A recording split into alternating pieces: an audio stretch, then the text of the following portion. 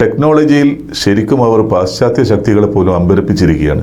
അതാണ് അവരുടെ Manhattan project എന്നറിയപ്പെടുന്ന ചിപ്പ് നിർമ്മാണ സീക്രട്ട്. അത് പറയുന്നതിന് മുമ്പ് എന്താണ് അഡ്വാൻസ്ഡ് ലിത്തോഗ്രാഫി എന്ന് പറയണം. എന്താണ് EUV ലിത്തോഗ്രാഫി? അതാവട്ടെ ഇന്നത്തെ സ്റ്റോറി.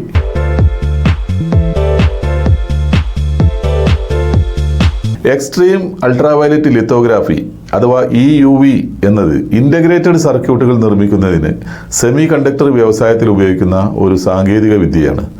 ലേസർ പൾസ്ഡ് ടിൻ പ്ലാസ്മയിൽ നിന്ന് 13.5 nm എക്സ്ട്രീം അൾട്രാവയലറ്റ് ഉപയോഗിച്ച് സെമി കണ്ടക്ടർ സബ്സ്ട്രേറ്റുകളിൽ സങ്കീർണമായ ചിത്രങ്ങൾ അഥവാ പാറ്റേണുകൾ വരയ്ക്കുന്ന ഒരു തരം ഫോട്ടോ ലിത്തോഗ്രാഫിയാണ് EUVL.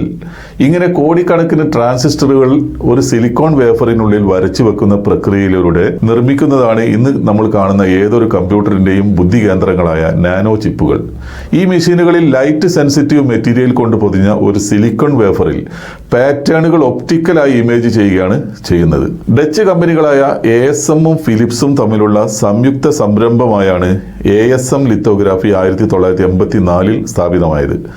1988 കമ്പനി ഒരു സ്വതന്ത്ര പൊതുവ്യാപാര സ്ഥാപനമായി മാറുകയും ASML എന്ന് പുനർനാമകരണം ചെയ്യുകയും ചെയ്തു. ഏറ്റവും ചെറുതും അതിസങ്കീർണവുമായ ചിപ്പ് ഡിസൈനുകൾ സൃഷ്ടിക്കാൻ ഉപയോഗിക്കുന്ന ഒരു നിർണായക സാങ്കേതിക വിദ്യയാണ് എക്സ്ട്രീം അൾട്രാവയലറ്റ് ലിത്തോഗ്രാഫി എന്ന് പറഞ്ഞല്ലോ. EUV വിപണിയിൽ നെതർലാൻഡ്സിലെ ഈ ASML എന്ന കമ്പനി ലോകത്ത് ടെക്നോളജിയിൽ ഏതാണ്ട് ഒരു കുത്തക തന്നെയാണ് കൈവശം വച്ചിരിക്കുന്നത്.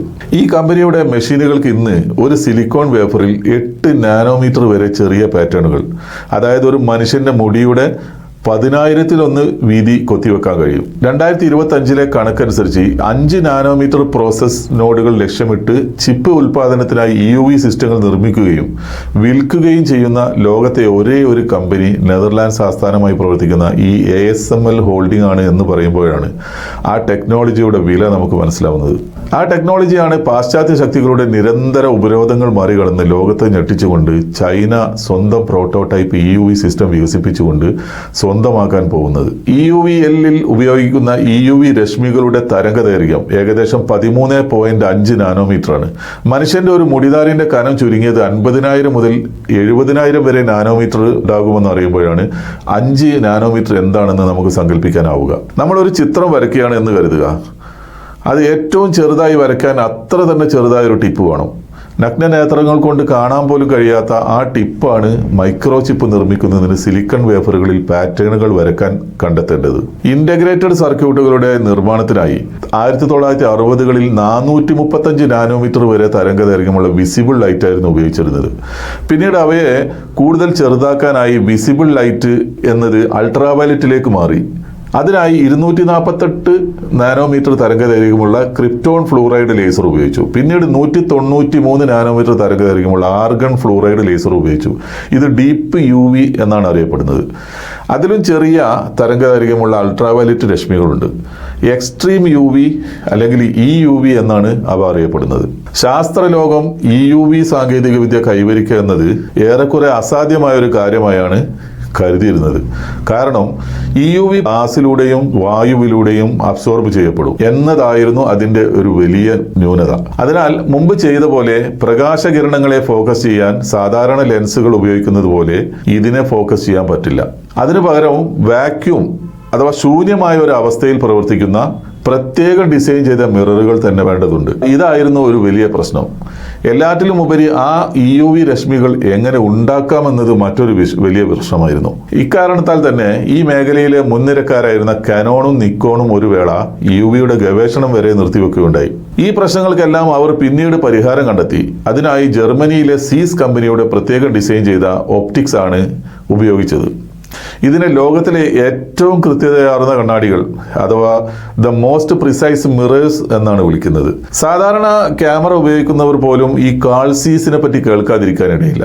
ലോകത്ത് ഇലക്ട്രോൺ മൈക്രോസ്കോപ്പ് അടക്കമുള്ള അതിനൂതന ഉപകരണങ്ങൾക്കും ഒപ്റ്റിക്കൽ ഇന്നോവേഷനുകൾക്കും പിന്നിൽ പ്രവർത്തിക്കുന്ന ഈ ജർമ്മൻ കമ്പനിയാണ് എക്സ്ട്രീം അൾട്രാവയലറ്റ് പ്രതിഫലിപ്പിക്കുന്ന ലെൻസുകൾ നിർമ്മിച്ചെടുത്തത് എന്നത് ഒരു ചെറിയ കാര്യമല്ല.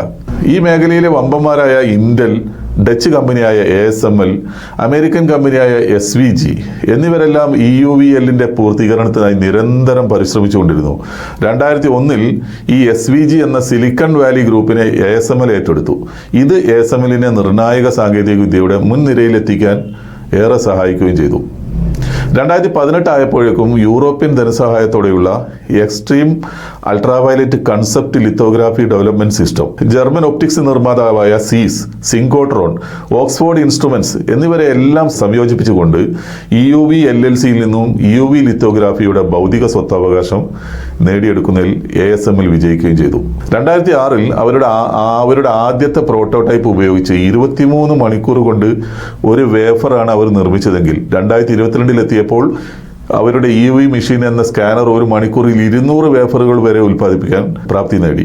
2025 ഡിസംബറിൽ ASML എഞ്ചിനീയർമാരുടെ സഹായത്തോടെ ചൈന സെൻഷനിൽ ഒരു പ്രോട്ടോടൈപ്പ് EUV മെഷീൻ രഹസ്യമായി നിർമ്മിച്ചതായി ഈയിടെ മീഡിയകൾ റിപ്പോർട്ട് ചെയ്തു. 2028 2030 ഇടയിൽ അതിനൂതന ചിപ്പുകൾ നിർമ്മിക്കാൻ തുടങ്ങുമെന്നാണ് കരുതപ്പെടുന്നത്. നമുക്കും ഇത്തരം ലോകോത്തര സാങ്കേതിക വിദ്യകൾ കൈവരിക്കാൻ സാധിക്കും. അതിനായി നമ്മുടെ ഭാവി തലമുറകൾക്ക് ഉയർന്ന വിദ്യാഭ്യാസവും ടെക്നോളജി പരിശീലനവും നൽകേണ്ടത് വളരെ അത്യാവശ്യമാണ്. അവരിലെ ശാസ്ത്രീയ അഭിരുചികളെ വളർത്തിയെടുക്കാൻ ശ്രമിക്കുക. മറ്റൊരു വിശേഷവുമായി വീണ്ടും കാണാം. Thanks for watching.